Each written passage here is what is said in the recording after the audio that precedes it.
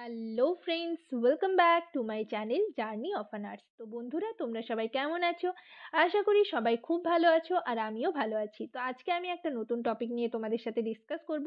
তার আগে তোমাদেরকে বলবো যে যারা আমার চ্যানেলে নতুন এসছো, প্রথমবার আমার ভিডিও দেখছো, তাদের যদি ভিডিওটি ভালো লেগে থাকে অবশ্যই লাইক এবং শেয়ার করে দেবে। আর চ্যানেলটিকে অবশ্যই সাবস্ক্রাইব করে রাখবে। নার্সিং রিলেটেড নতুন নতুন আপডেট এবং অথেন্টিক সব ইনফরমেশন সবার আগে পেতে চ্যানেলটিকে কিন্তু সকলেই সাবস্ক্রাইব করে রাখবে। তো আমি আমার চ্যানেলে তোমাদের স্টাফ নার্স গ্রেড 2 এর রিক্রুটমেন্টের ব্যাপারে কিন্তু আপডেট দিতে থাকছি, এবং তোমরা যারা স্টাফ নার্স গ্রেড 2 এর ইন্টারভিউর জন্য প্রিপারেশন নিচ্ছ, সেই ইন্টারভিউ রিলেটেড কোয়েশ্চেন অ্যান্সার কিন্তু ডিসকাস করে থাকি। আর এছাড়াও যে কন্ট্রাকচুয়াল বেসিসে তোমাদের ওয়েস্ট বেঙ্গল স্টাফ নার্স ফর্মগুলো বের হচ্ছে, সেগুলোর আপডেট কিন্তু আমি দিতে থাকি। অর্থাৎ তোমাদের যে রিক্রুটমেন্টের আপডেট বা ডকুমেন্টস ভেরিফিকেশনের আপডেট বা তোমাদের জয়েনিংয়ের যে আপডেট, সেগুলো কিন্তু দিতে থাকি। তো সকলেই চ্যানেলটিকে সাবস্ক্রাইব করে রাখবে। তো চলো দেরি না করে ভিডিওটি শুরু করা যাক।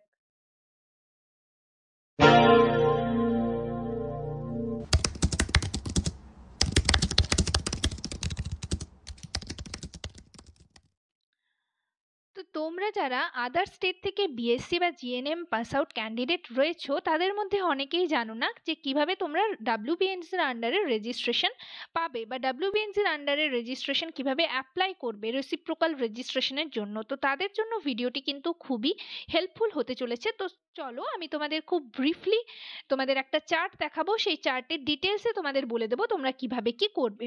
দেখো, প্রথমে তোমাদের অনলাইনে একটা ফর্ম ফিল আপ করতে হবে রেসিপ্রোকাল রেজিস্ট্রেশনের জন্য। তারপর একটা মানে ডেট বুক করতে হবে, ঠিক আছে? এবং তারপর সেই ডেটে তোমাদের ডকুমেন্টস ভেরিফিকেশন হবে। ডকুমেন্টস ভেরিফিকেশনের জন্য তোমাদের ডকুমেন্টসগুলো নিয়ে যেতে হবে, এবং সেদিন তোমাদের একটা অ্যামাউন্ট লাগবে ভেরিফিকেশনের জন্য। সেটা তোমরা সকলে আশা করি যে জানো। তো যে পেমেন্টটা লাগবে, সেই পেমেন্টটা তোমাদের সেদিন দিয়ে দিতে হবে এসবিআই এর অনলাইনে, ঠিক আছে?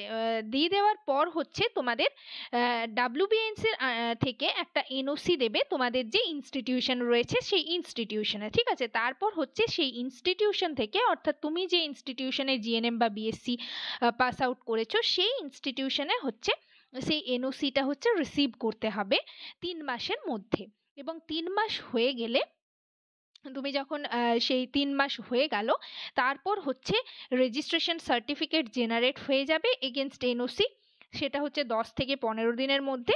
এবং তারপর সেই 10 থেকে 15 দিন পর তোমাদের ডেট অফ ইস্যুয়েন্স সার্টিফিকেট, এবং সেদিন তোমরা তোমাদের যে রেসিপ্রোকাল রেজিস্ট্রেশন সেটা পেয়ে যাবে। কিন্তু সেটা মন্ডে বা ওয়েডনেসডেতে তোমরা পাবে বিটুইন 10 AM টু 12 PM। এখানে সেটাই বলা রয়েছে, এক্সেপ্ট গভর্নমেন্ট হলিডে।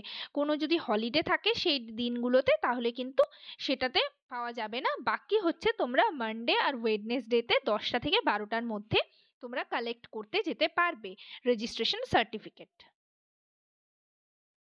আর রেসিপ্রোকাল রেজিস্ট্রেশনে তোমাদের কি কি ডকুমেন্টস লাগবে সেটা পুরো ডিটেলস দেখার জন্য আমার ডেসক্রিপশন বক্সে লিংক দেওয়া আছে, সেখান থেকে তোমরা দেখে নেবে। আমি আগে আরেকটা ভিডিও বানিয়েছি, সেখানে তোমরা ক্লিক করলে ডেসক্রিপশন বক্সের প্রথমেই দেখবে পেয়ে যাবে, সেখানে ক্লিক করলে কিন্তু তোমরা পুরো ডিটেলস ভিডিওটা পেয়ে যাবে।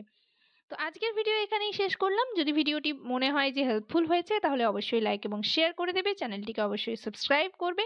নার্সিং রিলেটেড নতুন নতুন আপডেট এবং অথেন্টিক সব ইনফরমেশন সবার আগে পেতে চ্যানেলটিকে অবশ্যই সাবস্ক্রাইব করে রাখবে।